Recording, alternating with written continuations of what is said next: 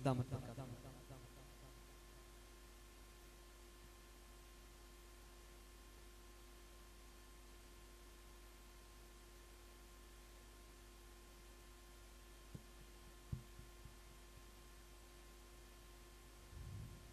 अस्सलातु वस्सलामु अलैका या सय्यदी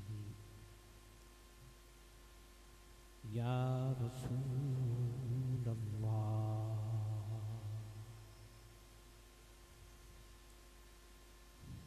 व अला आलिका व अस्हाबिका या सय्यदी या हबीबल्लाह।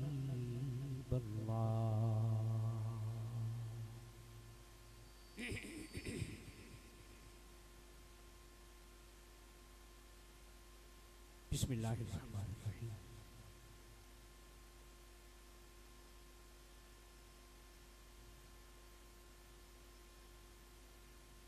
आज की अज़ीमुश्शान महफिल मिलाद मुस्तफ़ा सल्लल्लाहु अलैहि वसल्लम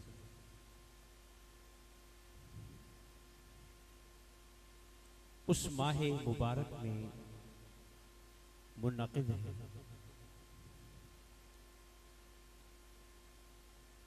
कि जिस माह मुबारक की निस्बत ख़ास तौर पे आमिना के लाल के साथ है।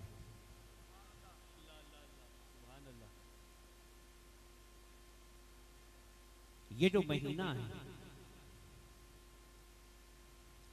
12 महीनों में से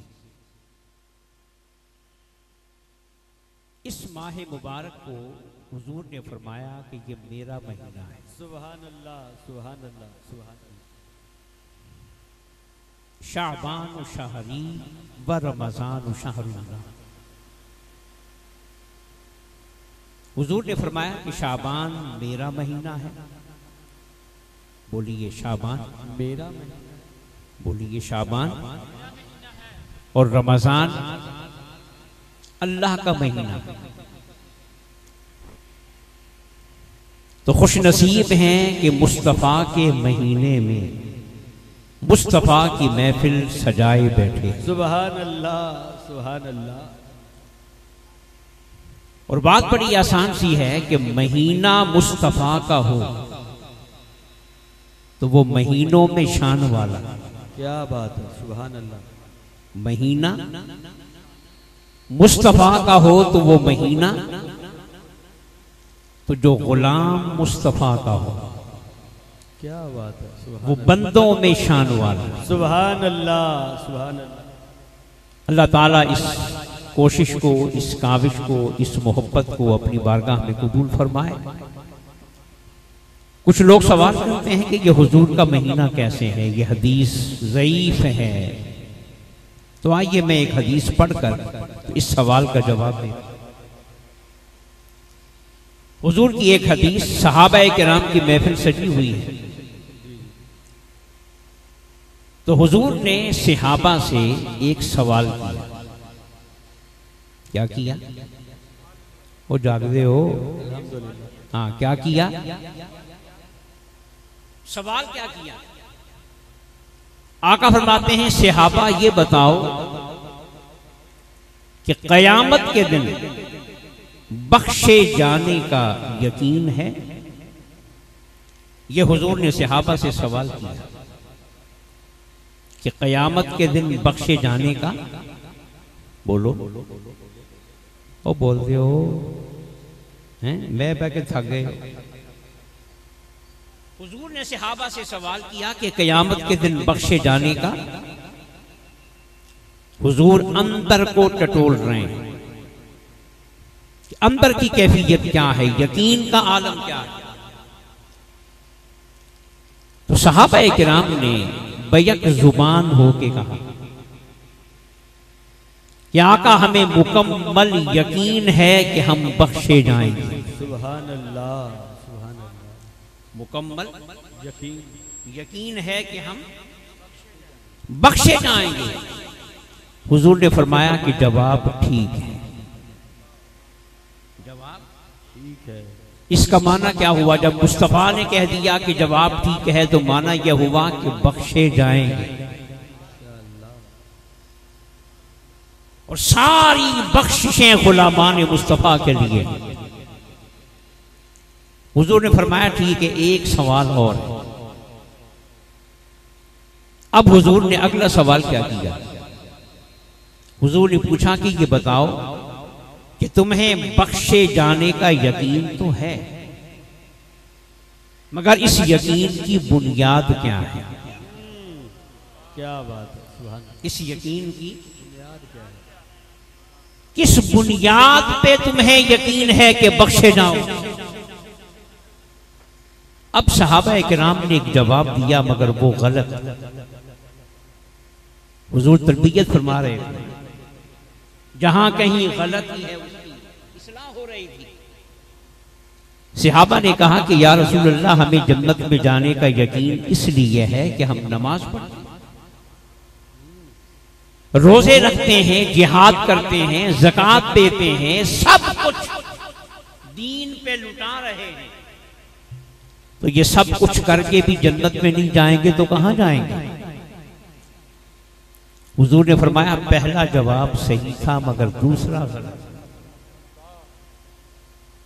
बख्शे जाओगे और जन्नत में भी और बोलो जाओगे, मगर नमाजों की वजह से नहीं, रोजों की वजह से नहीं, आमाल की बुनियाद पे नहीं, जिहाद की बुनियाद पे नहीं।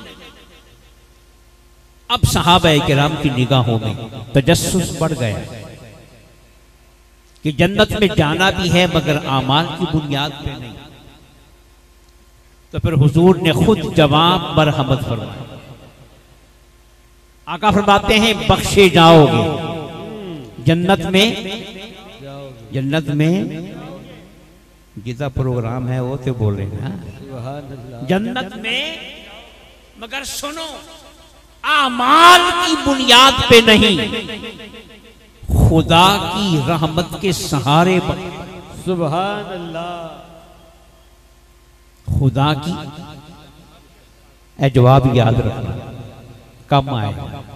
खुदा की रहमत के सहारे बख्शे जाओगे। तुम्हारी नमाजों की औकात क्या है? सजदों की औकात क्या है? आमाल की औकात क्या है? जिस जिस्म से ये सब कुछ कर रहे हो वो भी तो उसी का दिया हुआ है। हिदायत भी उसी ने दी, तौफीक भी उसी ने दी, शौक भी उसी ने दिया। तो सजदे करके कोई खुदा पे एहसान कर लिया है? नमाजें पढ़ के कोई मार का मार लिया है? नहीं नहीं, करना सब कुछ है, मगर तुम्हारी बख्शिश सजदों की बुनियाद पे नहीं होगी, मौला की रहमत के साथ। सुभान अल्लाह। नारे तकबीर, नारे रिसालत, नारे रिसालत। मैं जरा बात को समझा रहा हूं, सिर्फ सुनना नहीं, बात को समझना है। हुजूर ने मामला तय कर दिया कि बख्शिश की बुनियाद किस पे है? अल्लाह की। अल्लाह की ऊंची बोलोगे तो कम जल्दी हो जाएगा। वैसे भी 12 बज रहे, कम जल्दी न बैठ हैं ना, तो बोलिए बख्शिश किस बुनियाद पे होगी? ये बात तय हो गई, ज़ाब्ता बन गया, कायदा बन गया कि रहमत के बगैर गुजारा नहीं। अब सवाल नया पैदा हो गया कि वो रहमत है, वो रहमत जिसने बख्शिशें लुटानी हैं और जिसने जन्नतों के दरवाजे खोलने हैं, जिसने जहन्नम की आग बुझानी है, जिसने गुलामों को अपने दामन में छुपाना है और काली कमली के साए में लेना है, खुदा के अजाब को ठंडा करके रहमतों की बरसात लानी है, वो रहमत। सुभान अल्लाह, अल्लाह अल्लाह। तो फिर जवाब मौला ने खुद दे दिया कि वमा अरसलनाका, बोल दो, इल्ला रहमतल लिल आलमीन। सोहनिया हमने तुझे तमाम जहानों के लिए रहमत बना के भेजा है। सुभान अल्लाह। इस आयत की रोशनी में बताएं कि फिर रहमत कौन है? आमिना का रहमत कौन है? आमिना का लाल। जरा उच्ची बोलो, रहमत कौन है? आगे बढ़ने से पहले एक बात मैं कर देता हूं। यहां पे मौला ने ये नहीं फरमाया कि महबूब तू रहमत करने वाला है, ये नहीं कहा। फरमाया तू रहमत है। सुभान अल्लाह, तू रहमत है। देखें, एक आदमी लोगों को पानी पिलाता है, प्यासों की प्यास बुझाता है, तो वो प्यास बुझाने के लिए पानी का मोहताज है। पानी पिलाने वाला और है, और पानी बोलो ना और है, और प्यास पानी पिलाने वाले से नहीं बुझेगी, पानी से बुझेगी। पानी से बुझेगी। पानी होगा तो प्यास बुझेगी, पानी ना हुआ तो वो तरस खाता रहे, मोहब्बत करता रहे, सीने से लगाता रहे, मुस्कुराता रहे, प्यास नहीं बुझेगी। मौला ने कहा आमिना का लाल, तुझे मैं रहमत का मोहताज बना के नहीं भेज रहा कि रहमत होगी तो तू करेगा नहीं। रहमतन लिल आलमीन, तेरा अपना वजूद ही रहमत। सुभान तू खुद रहमत है, तेरा पैकर रहमत है। जब तू मक्के में आया, अब रहमत बाद में नहीं आएगी, तू ही तो रहमत बन के आया। सुभान। जब तू मदीने में आया तो रहमत आ गई, जहां तेरा दुरूद आ गया वहां रहमत आ गई, जहां तेरा सलाम आ गया रहमत आ गई, जहां तेरी नात आ गई वहां रहमत आ गई, जहां तेरा मीलाद सच गया वहां रहमतों की बरसात हो। सुभान अल्लाह। नारे रिसालत, नारे रिसालत, नारे रिसालत। अब बात समझ में आई? हुजूर रहमत करने वाले नहीं, खुद बोलो, खुद रहमत हैं। और सारे जहानों के लिए रहमत कौन है? आमिना का लाल। अच्छा, एक मैं मिसाल दे के ना और बात क्लियर कर दूं, हुजूर कितनी रहमत।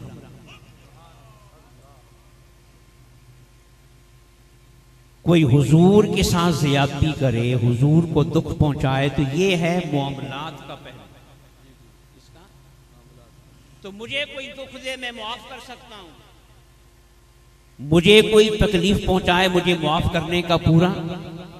लेकिन अगर कोई खुदा का हक मारे, नमाज ना पढ़े तो मैं माफ कर सकता हूं, रोजा ना रखे मैं माफ कर सकता हूं? नहीं। मगर मुस्तफा की शान देखो, मुस्तफा की शान देखो, जिसने मुस्तफा को तकलीफ पहुंचाई उसे तो मुस्तफा ने मुआफ किया, वो तो हम भी कर सकते हैं। मगर मुस्तफा की शान क्या है कि सहाबी का रोजा टूट गया, सहाबी का रोजा टूट। अब रोजा टूटना मामलात से नहीं है, इबादत में से। रोजा किसके लिए रखा? रोजा तोड़ के दरबार मुस्तफा में आ गया, अर्ज की आका मुझे बचाएं, मुझे बताएं। मुस्तफा ने क्या कहा? मुस्तफा ने पहला नबी होना दिखाया, फिर रहमत होना दिखाया। सुभान अल्लाह। फरमाया हम नबी भी हैं, हम रसूल भी हैं, पैगंबर भी तो मैं ही हूं ना, खुदा का पैगाम भी तो मैंने पहुंचाना है। और जिसका नबुव्वत से गुजारा ना हो तो फिर रहमत बन के भी सुभान अल्लाह। फरमाया 60 रोजे रख लेना कफारे के। अर्ज़ किया का ये तो पूरे नहीं हो रहे, वो 60 कहां से रखे? मैं यहां एक बात कह दूं, हुजूर मौला के लाडले, सुभान अल्लाह। बेशक हुजूर मौला के तो लाडले ने सानू भी लाडला बना दिया। क्यों भाई? जिस बच्चे के नाज माँ बाप ज्यादा उठाएं वो बच्चा क्या बन जाता है? और बोलो, लाडला बन जाता है। खुदा की कसम, मौला ने मुस्तफा के नाज उठाए तो मुस्तफा लाडला बन गया। मुस्तफा ने हमारे नाज उठाए तो ये सारी उम्मत लाडली बन गई। सुभान अल्लाह, क्या बात। आप पूछेंगे वो कैसे? सोने ने कहा 60 रोजे रख लेना। उसने कहा सोने ये 30 तो रखे नहीं जा रहे, तो 60 कहां से रखूंगा? बोलो ये लाडलापन है कि नहीं? बोले कोई गुलाम आका के सामने ऐसे बोल सकता है? हुजूर ने फरमाया 60 मिस्कीनों को खाना खिला दो। आका पैसे ही नहीं। आका फरमाया कि गुलाम आजाद कर दो। आका पैसे ही नहीं, शरीयत मुकम्मल हो गई। गुलाम का मसला हल ना हुआ। गुलाम का मसला तो फिर सोने ने कहा ठीक है बैठ जा, अगर नबी हो के तेरा गुजारा नहीं हो रहा तो हम रहमत किसके लिए बन के आए? बिठा लिया। किसी ने खजूरें पेश की। सोने ने कहा ये खजूरें ले जा मदीने के गरीबों में अपने हाथ से, पैसे तेरे नहीं लगे, पैसे हाँ अपने हाथ से बांध दे, तेरे रोजे का कफारा हो गया। बोलो अब रहमत करने वाले हैं या खुद रहमत है? बोलो ना। उधर से पूछा नहीं, इजाजत नहीं ली, मौला ने तो पहले ही कह दिया रहमतल लिल आलमीन, तुझे तो हमने रहमत बना के भेजा है, अब जिस तरह तेरा जी चाहे इस रहमत को लुटा दे। वो और चौड़ा हो रहा है। उसने कहा सोनिया खजूरे मदीना के गरीबों में बांट। मैं कौन सा मालदार हूं? मेरे बच्चे घर में खाने का इंतजार कर रहे हों और मैं खजूरे मदीना में बांटता फिरूं। अब तो सोने को गुस्सा आना चाहिए था, मगर नहीं, वो तो आया ही रहमत बन के। हदीस में आता है कि सोहना मुस्कुराया और रिकॉर्ड मुस्कुराया। कयामत तक अल्फाज मौजूद हैं कि आज सोहना ऐसा मुस्कुराया कि सोहने की दाढ़ें भी नजर आने लगी। सुभान अल्लाह।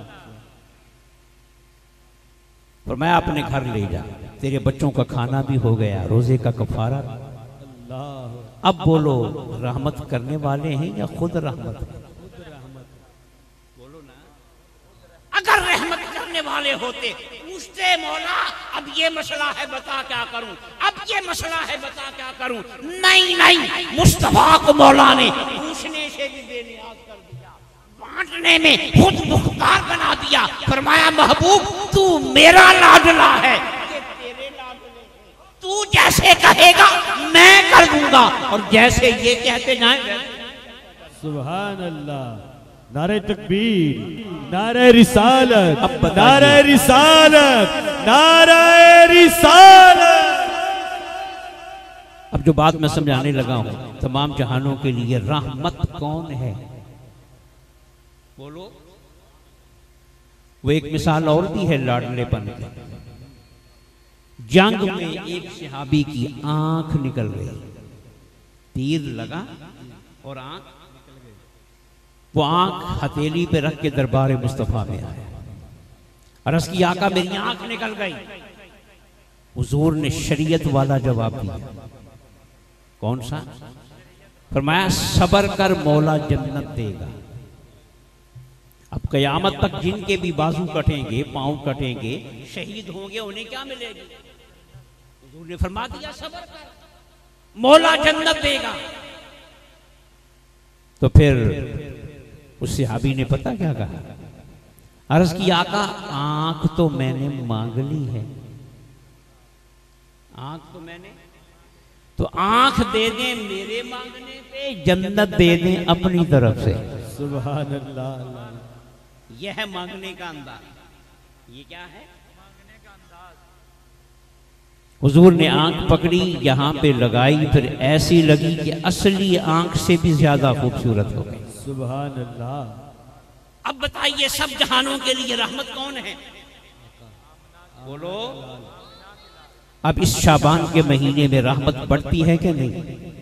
शबे बारात आती है, बनु कल्ब की बकरियों के बालों से भी ज्यादा गुनहगारों की बख्शिश हो जाती है, मौला माफ कर देता है। तो फिर बताओ ये महीना रहमत का महीना है कि नहीं? और रहमत कौन है?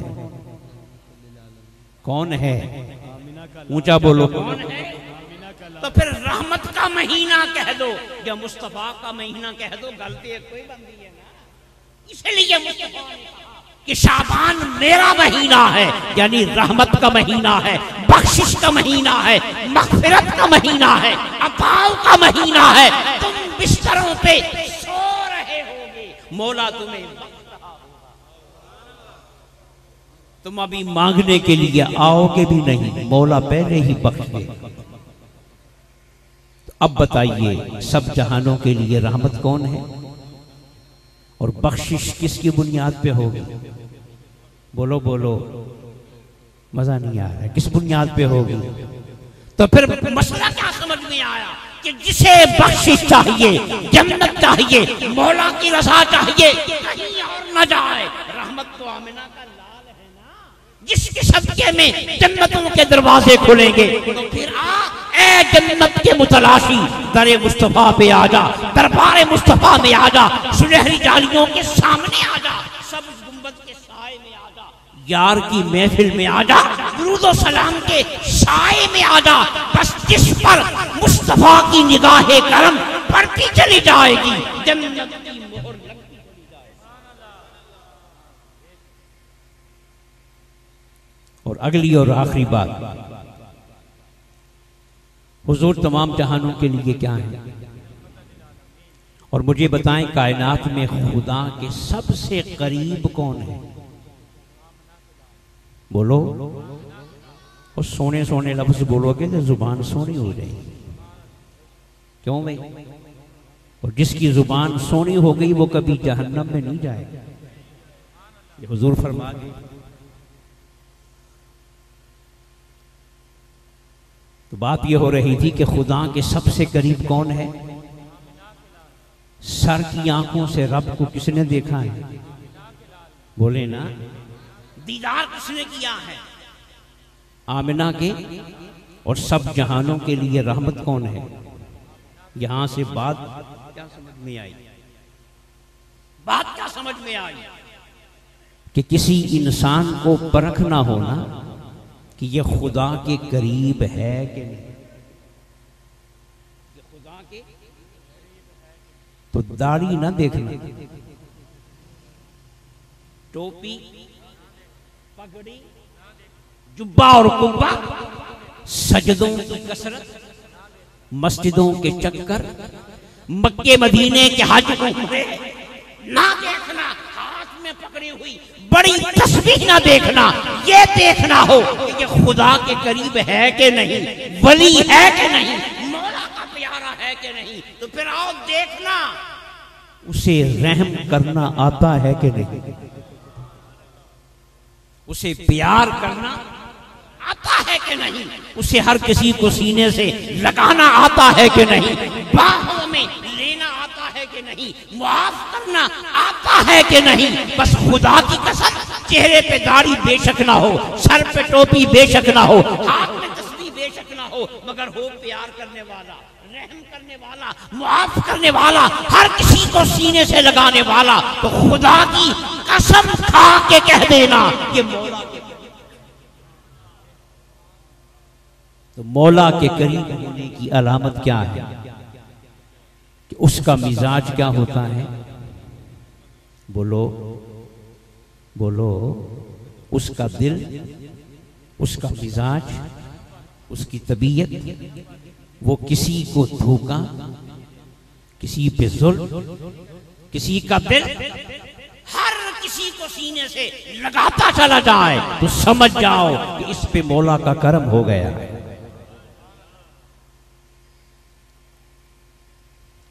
मैं एक मिसाल दिया करता हूं, यहां भी दे रहा हूं।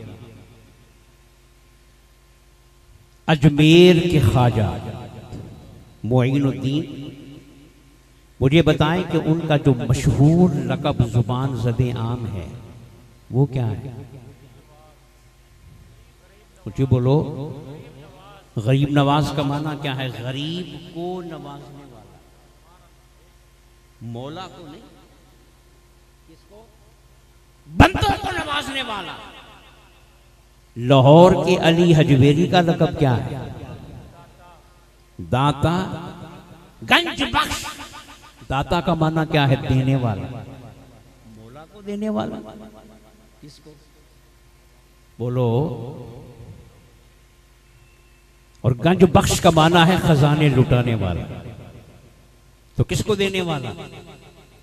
फिर पाक पतन में आ जाओ, गंज शकर, शकर के खजाने किसको देने वाला?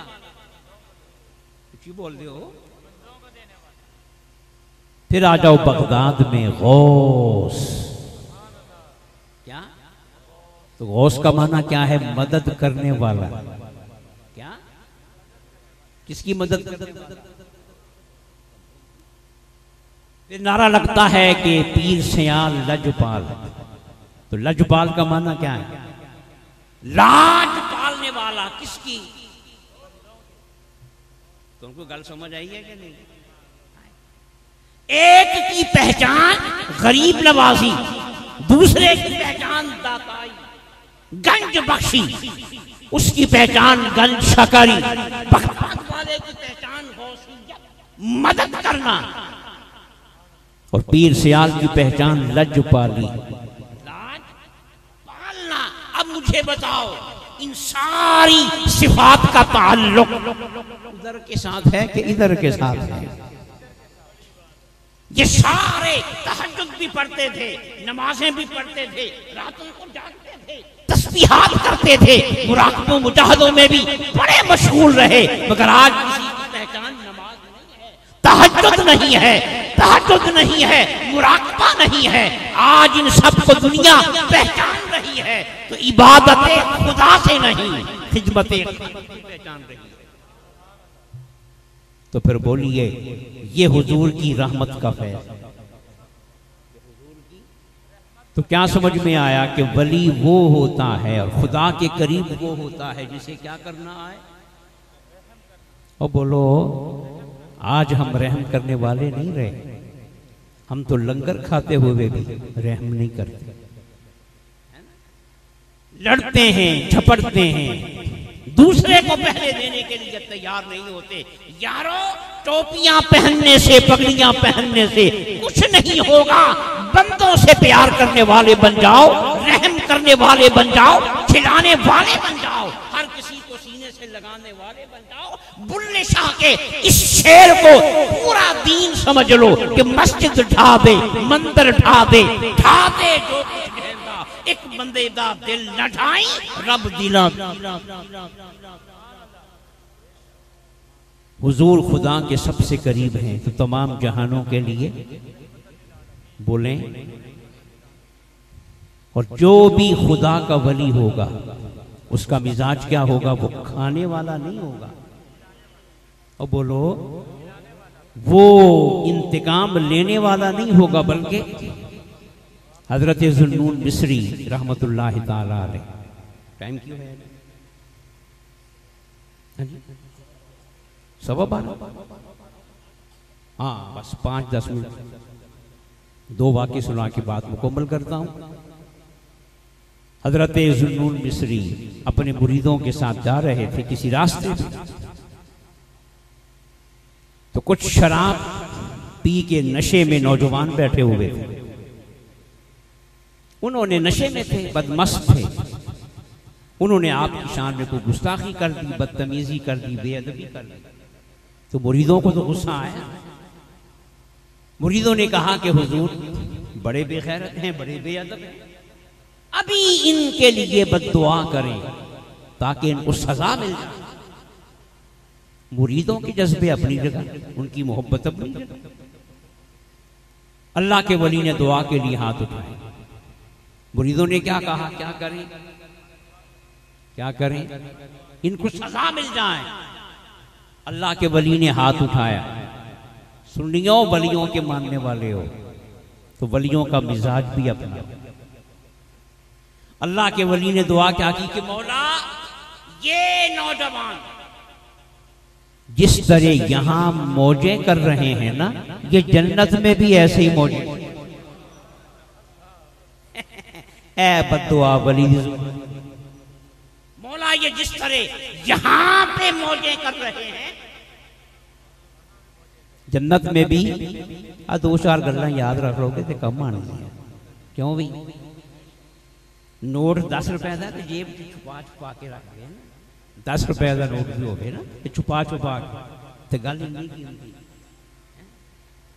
असल तो ये जिंदगी बातों से बनती है ना, वलियों की बातें। क्या दुआ कर दी कि मौला ये नौजवान जिस तरह यहां मौज कर रहे हैं, बोलो ये टाइम तुम हूँ आप ही बताना, मैं नहीं बताना, फटाफट बोली जाओ। अब मुरीद देखें, कहें हुजूर ये आपने क्या कह दिया, मौजें करें, आपके बेअदब और मौजें करें। अल्लाह के वली ने कहा तुम्हें मेरी दुआ समझ नहीं आई, जन्नत में मौज वही करेगा जो तौबा करेगा, जन्नत में मौज वही करेगा जो इस्तिग़फ़ार करेगा, जन्नत में मौज वही करेगा जो पाक साफ हो जाएगा। बस मैंने मौला से अर्ज कर दी है, मौला इन्हें तौबा की तौफीक दे दो। यह है वलियों का मिजाज।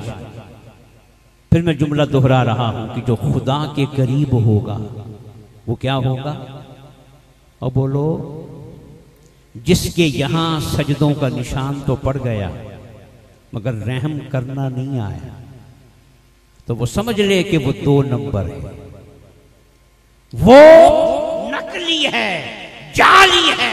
अपने आप को बेहतर करे कि सजदे उस वक्त कबूल होंगे कि यहां निशान न पड़े, कि दिल खुल जाए और दिल रहम करने वाला बन जाए। पीर सियाल का एक वाकया सुन लें। ये किनका वाकया है जी, और बोलो। पीर सियाल की बारगाह में एक आलिम दीन आए, आलिम दीन आम शख्स ने 2-3 दिन वहां पे क़याम किया, वापस जाने लगे। अर्ज़ के हुजूर मैं वापस जा रहा हूं, मुझे कोई वसीयत फरमा दे।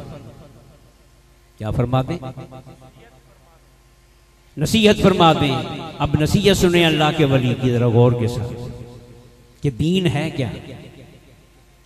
पीर सियाल ने कहा कि मौलाना साहब नसीहत मेरी ये है कि अव्वल तो खुदा को अपने से बेहतर समझना चाहिए, अपने से, और अगर बेहतर ना समझ सके तो कम से कम बराबर का ही जान लिया करो। किसको, हाँ बराबर का जान लिया करो। तो शरीयत तो हिल गई ना। मौलाना साहब की शरीयत को पसीना आ गया कि खुदा को बराबर जाने। अर्ज़ की हुजूर नसीहत समझ नहीं आई। फरमाया एक रात और रह लो, सुबह समझा देंगे। और जो अल्लाह वाले होते हैं ना, ये सिर्फ बताते नहीं करके दिखाते हैं। रात गुजर गई, सुबह नाश्ते का वक्त आया, एक खादिम को बुलाया, कहा कि मेहमान खाने में अल्लामा साहब ठहरे हैं, उनके लिए नाश्ता लेके जाओ। और सुनो, नाश्ते में एक पराठा रखना और एक सूखी रोटी, एक और एक सूखी रोटी। ये है दीन कहां से पहचाना जा रहा है, दाढ़ियों से नहीं। मौलाना साहब की दाढ़ी तो पहले ही, मस्जिद के इमाम भी थे, जुमा भी पढ़ाते थे, आलिम दीन थे, तबलीग कर रहे थे, मगर दीन अब सिखाया जा रहा है। फरमाया एक पराठा ले जाना और एक सूखी रोटी। वो चला गया, एक और को बुलाया, कहा कि जब अल्लामा साहब के सामने नाश्ता पहुंच जाए ना तो तुम भिखारी बन के जाना। क्या, भिखारी बन के जाना और कहना अल्लाह के नाम पे कुछ दे दो। किसके नाम पे? पहले नाश्ता पहुंचा, एक पराठा एक सूखी रोटी, साथ में जो भी दूध था चाय थी। बाद में वो भिखारी पहुंच गया, क्या कहा कि अल्लाह के नाम पे, बोलो अल्लाह के नाम पे। अब मौलाना साहब ने क्या किया, वही जो हम करते हैं, है ना, पराठा खुद रखा और सूखी रोटी अल्लाह के नाम पे। ऐवी होता है ना, क्यों पराठा खुद रखा, अल्लाह के नाम पे पराठा चाय के साथ दूध के साथ खाया, नाश्ता मुकम्मल किया, हाजिर हुए, अर्ज की हुजूर मुझे नसीहत समझा दें। फरमाया अभी समझ नहीं आई। सब कुछ कर आए हो फिर भी समझ नहीं आई। कहा सुनो, अगर खुदा को अपने से बेहतर समझते तो खुदा के नाम पे देते पराठा। अब समझ आई बात की कि दीन की बुनियाद क्या है और दीन का मेयार क्या है। दीनदारी किस बुनियाद पे कायम होती है? इनसे नहीं, नमाजों से नहीं। कहा अगर खुदा को अपने से बेहतर समझते ना तो पराठा खुदा के नाम पे देते, सूखी रोटी, और अगर बराबर का भी समझते तो आधा आधा तो करते ना। आधा पराठा खुद, आधा अल्लाह के नाम, आधी रोटी खुद, आधी। तो तुमने खुदा को न बेहतर समझा न बराबर समझा। अच्छा माल अपने नाम पे रखा है और माड़ा माल। तो आइंदा याद रखना, क्या खुदा को अपने से बेहतर समझो, वरना अब मैं आपसे पूछूंगा, कोई गल समझ भी आएगी नहीं? और बोलो कि पीर सियाल ने दीनदारी को किससे परखा? इबादत खुदा से या खिदमत खल्क से? बोलिए, खिदमत खल्क से। मुस्तफा तशरीफ लाए तो मेरा दिल कहता है मुस्तफा ने मौला से कहा होगा, मौला मैंने दुनिया में नहीं जाना और अगर जाना है तो तेरी रहमत के खजाने बख्शिशें लेके आनी है। मेरे होते हुए फिर अज़ाब देना तेरी शान के लायक नहीं होगा।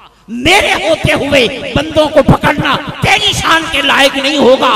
मुझसे वादा कर कि जिस पे मेरा नाम आता चला जाए तो उसकी झोलियों को रहमतों से भर। इसलिए हुजूर तमाम जहानों के लिए कि कल का दिन गुजार के हफ्ते के दिन रात को कौन सी रात है? बोलो, बोल देंगे यार, बोलो ना। शबे, इस रात में मौला खुद बखुद मुआफ कर देता है। ये कहन तो एवं ही खुद बखुद, पर पीछे माही बैठा है, पीछे सोहना वो आंख से आंख मिला रहा है, सौदे वो कर रहा है, मामलात वो चला रहा है और हमें बता रहा है कि मौला। एक बात मैं समझा देता हूं कि बख्शिशें क्यों मिलती हैं। बख्शिशें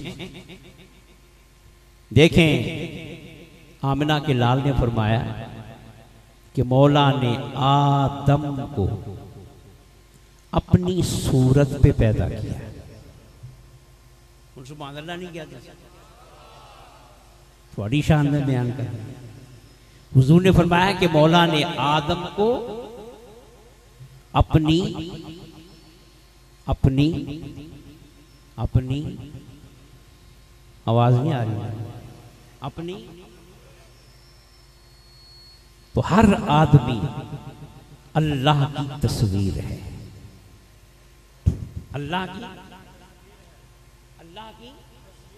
मैं हदीस पढ़ दी मैंने, उसकी रोशनी में कह रहा हूं, अपनी बात भी कर रहा। हर आदमी अल्लाह की। अच्छा, घर में आपकी तस्वीर फ्रेम करवा के रखी हो आपके घर, तो 4-6 महीने के बाद, जरा परा कर लो, तवज्जो हट गई है, हाँ जी, जरा पीछे कर रहे हैं। तो तस्वीर लगी हो, 4-6 महीने के बाद उस पर पड़ जाए मट्टी, क्या पड़ जाए? गर्दो गुबार पड़ जाए तो आपको अच्छा लगेगा? क्यों भाई? तस्वीर किसकी है? आपकी है ना, और पड़ गया उस पे तो आपको अच्छा, तो आप कपड़ा मंगवाएंगे, पानी मंगवाएंगे, सर्फ मंगवाएंगे, क्या करेंगे? किसी शख्स को अपनी तस्वीर पर पड़ी हुई मट्टी अच्छी नहीं लगती, खुद साफ करता है, किसी के कहने पे नहीं, किसी को दिखाने के लिए नहीं, खुद साफ करता है। ऐ ईमान वाले, तू भी अल्लाह की तस्वीर है। जब गुनाह बढ़ते हैं इस तस्वीर पे मट्टी आ जाती है, गर्द गुबार आ जाता है, धुंधला जाती है, फिर मौला से बर्दाश्त नहीं होता कि तस्वीर मेरी हो और गंदी हो तो तो फिर मौला शबे बारात में हम सो रहे होते हैं, मौला हमें नहीं अपनी तस्वीरों को साफ गुनाहों को मिटाता चला जाता है, पाक करता चला जाता है, बख्शिशें लुटाता चला जाता है। सोते हैं तो गुनाहों में बिछड़े होते हैं, जागते हैं तो पाक साफ हो चुके होते हैं। तो ये शबे बरात भी खुदा की कसम सदक़े मुस्तफ़ा है। इस रात में सोना और बोलो ते गप्पा भी। एक हमारे यहाँ बड़ा मरज है कि 11-12 बजे तक गप्पे मारते हैं, बाजारों में फिरते हैं और 12 बजे के बाद फिर जनाब मस्जिदों में आ जाते हैं। ये गलत है। गुरूब आफताब के साथ ही शब बरात शुरू हो गई। अब चाहो कोशिश करो कि इस रात का हर लम्हा अल्लाह की याद में बसर हो जाए। तौबा करते हुए अच्छी महफिल में, अच्छे जिक्र में, अच्छी सोहबत में अल्लाह के हुजूर में सरफ हो जाए। तो कोशिश करें कि पूरी रात अच्छी सोहबत में गुजरे और कोई बुरा काम, बुरी महफिल, बुरा जुमला हमारी जुबान से। यह हुजूर का सदका है और जिसको मिल जाएगा उसकी बिगड़ी बन जाएगी। तो पूरी रात जिक्र मुस्तफ़ा, महफिलें सजेंगी, हर इलाके में महफिल होगी। उस महफिल में जाएं, मस्जिदों में जाएं, आंसू बहाएं, तौबा करें और अपने आप को संवारने की कोशिश करें, नियत करें। आज महफिलों की कमी नहीं है। क्यों भाई? मस्जिदों की कमी, नमाजों की कमी, आज कमी है तो अमल की कमी है, सच की कमी है, हलाल की कमी है, ईमानदारी की कमी है, रहम की कमी है, अदलो इंसाफ की कमी है, बंदों से प्यार की कमी है। और जब तक ये कमी पूरी नहीं होगी, खुदा की कसम हालात नहीं, इज्जत नहीं आएगी, मौला का करम नहीं उतरेगा।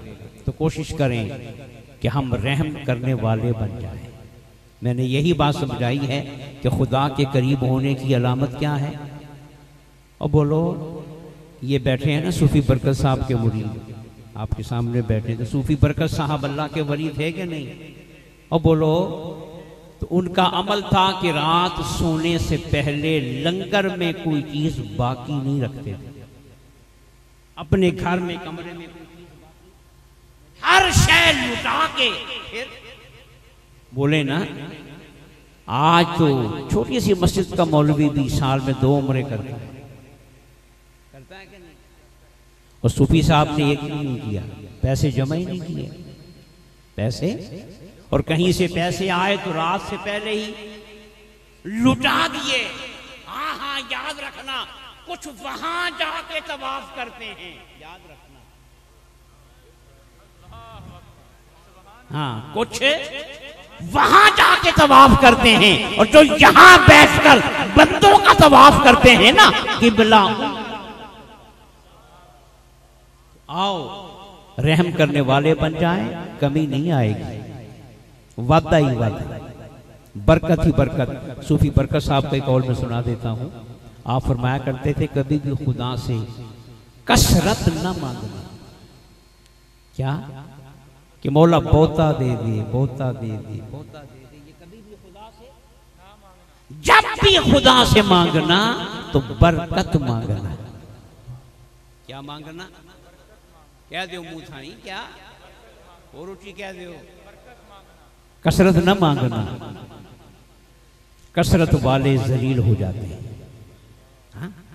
कसरत वाले और बरकत वाला झोपड़ी में भी बैठा हो तो मौला उसको इज्जत देता है, उसे किसी का मोहताज। अब आप पूछेंगे जी कसरत में और बरकत में फर्क क्या है? तो सुन ले, मैं पंजाबी का जुमला बोलने लगा हूं। बरकत यह होती है, बरकत कि जमा भी ना होवे। बोलो, जमा भी ते थोड़ भी ना पवे। ए बरकत, जमा भी ते थोड़ भी, ये की ना है। हाँ, सारी जरूरतें इज्जत के साथ पूरी होती चली जाए, कहीं मोहताजी ना हो, हाथ फैलाने की नौबत ना आए। और घर में जमा भी ये पहाड़ी इलाकों में चश्मा होता है ना, चश्मा ऊपर से आ रहा हो, किसी के घर के सामने से गुजरता है, तो जिसके घर के सामने से चश्मा गुजर रहा हो वो कभी पानी जमा करके रखता है? बोलो। नहीं, उसे पता चश्मा यहां से गुजर रहा है, अपनी जरूरत का ले लेता है, बाकी आगे वालों के लिए वो कभी जोड़ के, तो आओ रहम कर लो, प्यार करने वाले बन जाओ, रहमत का चश्मा खुल जाएगा, तुम्हारे घर के सामने से गुजरेगा, दामन के सामने से गुजरेगा, जितनी जरूरत हो लेते चले जाना, बाकी बंदों में। इस चीज का नाम बरकत है। अल्लाह पाक की बारगाह में दुआ है कि रब्बे कुद्दूस आज की इस महफिल को, जो कि सज्जन ग्रुप ने जिनका सज्जन मदीने वाला है ना भाई, जिनका महबूब मदीने वाला है, तो उस सज्जन के दीवानों के ग्रुप ने आज की इस महफिल को सजाया और खूब सजाया। अल्लाह ताला उनकी मोहब्बत को, उनकी मेहनत को, उनकी नीयत को, उनके जज्बों को अपनी बारगाह में कबूल फरमाए और हमें आकाए दो जहां के नक्शे कदम पे चलते हुए अच्छा इंसान बनने की तौफीक अता फरमाए। व मा अलैना।